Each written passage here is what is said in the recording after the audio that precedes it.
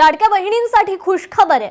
लाडक्या बहिणींना 4500 रुपये मिळणार आहेत। 3 महिन्यांचे पैसे आता लाडक्या बहिणींना एकत्र मिळणार आहेत। महिला आणि बालविकास विभागाने ही माहिती दिली आहे। ई-केवायसी प्रक्रियेमुळे खरतर हे 3 महिन्यांचे पैसे ज्यांचे रखडलेले आहेत त्या सर्व लाडक्या बहिणींना आता 4500 रुपये। माझ्या लाडक्या बहिणींना स्वतःच्या पायावर उभं करायचं, त्यांना लखपती झालेलं आम्हाला बघायचं। हा शब्द आहे एकनाथ शिंदेचा।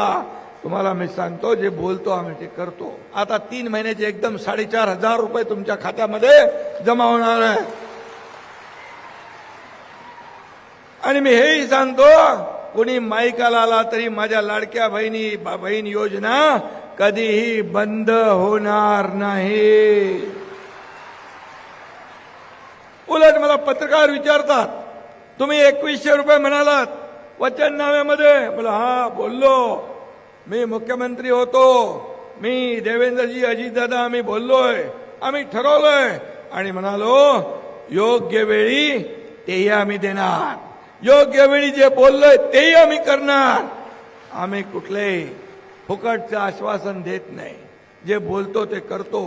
आज माझ्या लाडक्या बहिणी इथं आहेत, मी देखील गरिबी पाहिली आहे। मी शेतकरी कुटुंबातून आलोय, शेतकऱ्याचा मुलगा आहे। मी देखील पूर्वीचे दिवस पाहिलेत, माझ्या आईची तगमग पाहिली आहे, पत्नीची काटकसर पाहिली आहे, कसा महिना भागवायचा अशी भ्रांत त्यांच्या डोळ्यामध्ये दिसत होती, ते मी पाहिलंय। आणि मी जेव्हा मुख्यमंत्री झालो तेव्हा मी ठरवलं या माझ्या माता भगिनींसाठी काहीतरी करायचं, आणि तिथूनच मुख्यमंत्री माझी लाडकी बहीण योजना सुरू झाली।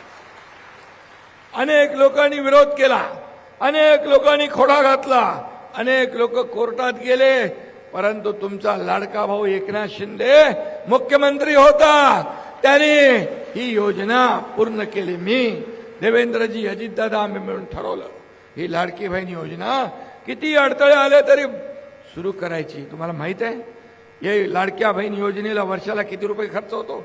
45,000 कोटी रुपये वर्षाचा खर्च। लोक हिम्मत करत नव्हते, पण मुख्यमंत्री एकनाथ शिंदे मी होतो आणि माझ्या सहकार्यांना दोन्ही उपमुख्यमंत्र्यांनी सांगितलं हा धाडसी निर्णय आपल्याला घ्यावाच लागेल, आणि तो आम्ही घेतला। योजना सुरू झाली, माझ्या लाडक्या बहिणी आपल्या प्रपंचाला आधार देऊ लागल्या।